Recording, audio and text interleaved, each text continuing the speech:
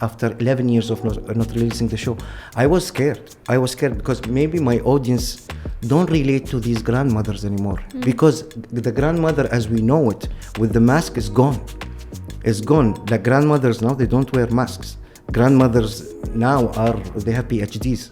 So it's very hard to speak or show you something that maybe you don't relate to. But what I realized that, alhamdulillah, we created a legacy. It's a legacy brand. So when you come and see it, you always, I was very happily surprised that audiences now really kind of understood what I was talking about. Because before, your audiences want something specific from you, very basic. But now I'm speaking about people of determination, taking Saeed's plush toy to space and new themes.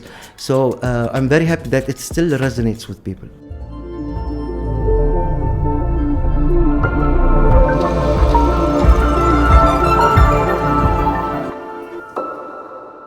Hi everyone. To whoever that's listening, I'm here with Mohammed Saeed Harib, your host Maryam Al Ansari, and I'm here at SEF 2025 with the creator of FREEJ, the UAE's first animated TV series, which gained massive popularity and inspired the country's animation industry. But that's not all.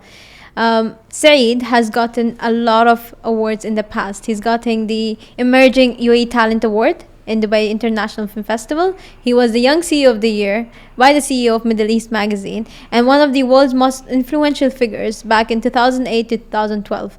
His hobbies are horse riding, which we'll get into. But the first thing that I really want to speak to you about, Mohammed, is the fact that you have literally been embedded in each and every single Emirati's childhood. Wow. Literally. And that's a huge impact that you've had, not just on the child of mine, but of many, I believe not just Emiratis, but Arab, anyone who's living in the UAE, I think knows about FREEJ. And, when I was coming to interview you, I was like, okay, what should I even be asking him? But for me, I think it's more of my interview to you than anyone else, is to know what inspired you to FREEJ. I'm sure you've gotten this question a million different times. But I want to know what was the day or what was the moment that was like, I want to do this. Well, there are many aha moments. First of all, thank you for having me. You have that spark of what if. Yes. And, you never think that it's possible. But as you progress and you keep, this what if becomes really big and really loud in your head, and it almost becomes a hallucination. It's a dream, a spark. And then, as you build your kind of knowledge and confidence and all of that, you do want to take that risk. So for me, it's the first aha moment, let's say, is when I sketched the character during my university course. Which character was that? Um Saeed. Okay. I'm called Mohammed Saeed Harib, and Saeed is my grandmother, so I sketched her. And basically, I never thought that this would be a reality, not because I cannot do it. We don't have the industry.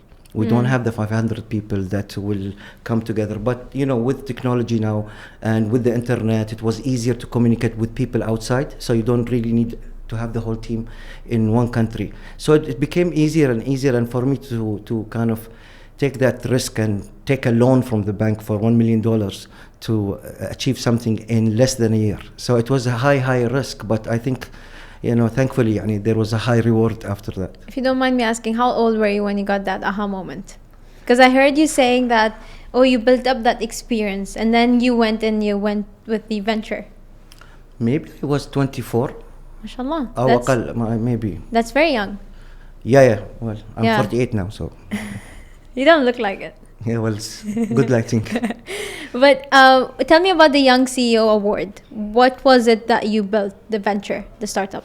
So FREEJ is a show that is basically produced by a company called Lammtara, which is my company. Okay. So to make FREEJ, production yes, company. To make FREEJ, I had to start the company so I can get the funds into the company. So FREEJ is not a company. FREEJ is a product of a company. And now this company, mashallah, has excelled. During these 20 years, we created the mascots of Dubai Expo. We reintroduced Mudhish.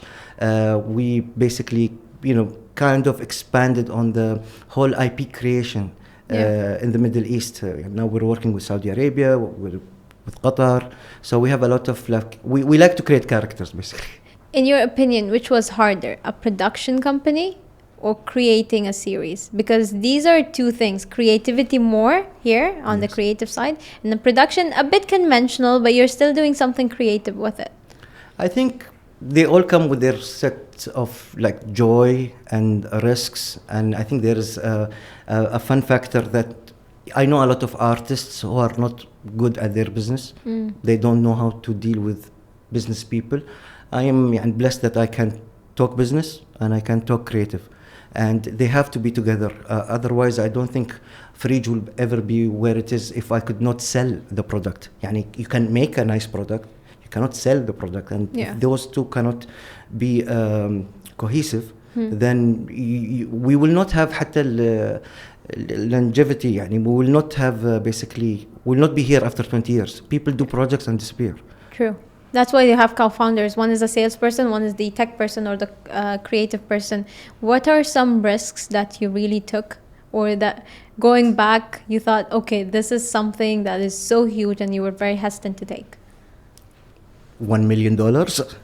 That's You were hesitant to take $1 million as a loan. Yes. My salary was 7,000 dirhams back then when I was working, so I don't think I'll ever repay that. But it took me 3 years to convince the fund to give me that money, and at that stage I felt so sure that I can achieve. And but again, like, if you at your age will say, like, I want to take $1 million and then I have to repay them in like 2 or 3 years, it's scary. Why did you take a loan, not an investment? Because you cannot invest in something that's not there yet. Oh, okay. So basically, we had to create a company. We had to take the loan. We have to kind of convince the financier, the finance people, that this is what we will do, and this is how much we'll pay you back with the benefit, of course. So yeah, and back then nobody gave money, and it's very hard. No one gives money anyway.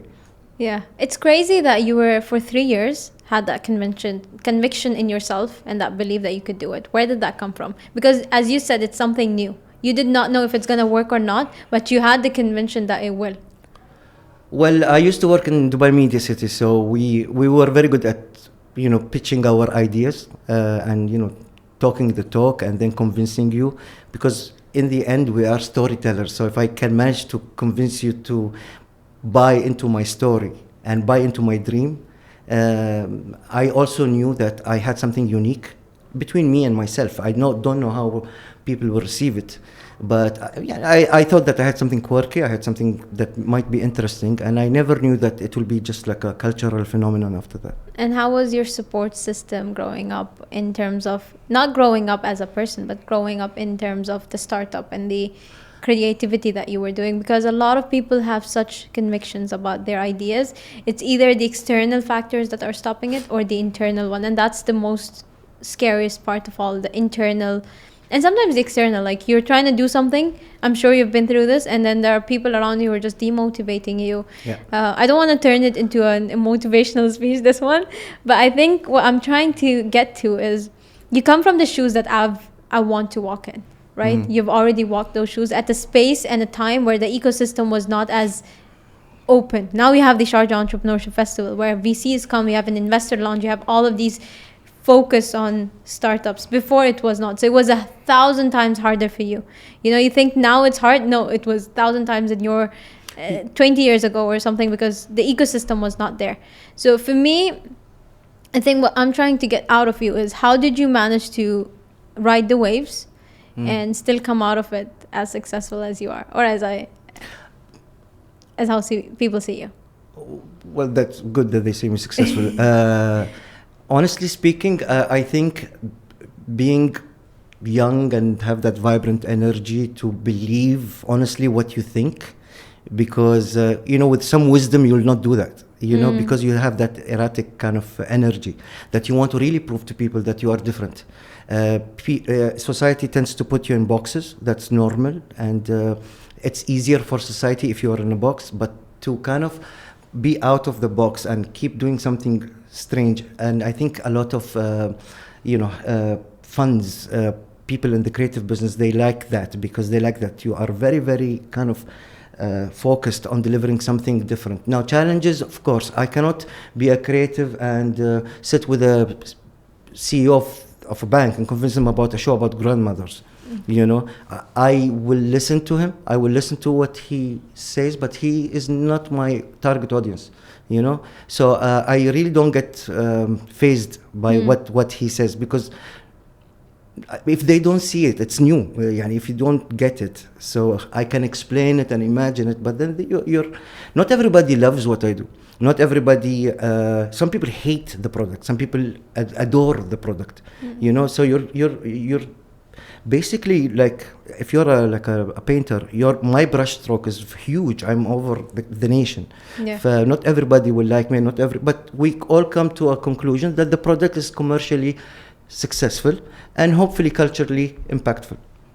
What's the next steps for your production or for the creative industry that you see it heading towards? I think more and more opportunities. I think the reason we are still here after all these years is that we keep innovating and we keep changing. It's like we need to knowledge about the business is always there, or always new. You have to go into different things, different moods. For a product, for example, when I released FREEJ last year, after 11 years of not releasing the show, I was scared. I was scared because maybe my audience don't relate to these grandmothers anymore, because the grandmother as we know it with the mask is gone. It's gone. Like grandmothers now, they don't wear masks. Grandmothers now they have PhDs. So it's very hard to speak or show you something that maybe you don't relate to. But what I realized that, alhamdulillah, we created a legacy. It's a legacy brand. So when you come and see it, you always, I was very happily surprised that audiences now really kind of understood what I was talking about. Because before, your audiences want something specific from you, very basic. But now I'm speaking about people of determination, taking Saeed's plush toy to space and new themes. So I'm very happy that it still resonates with people. Yeah, and you try to find a way to resonate it with people. I'm sure this is one of your priorities when you're building this.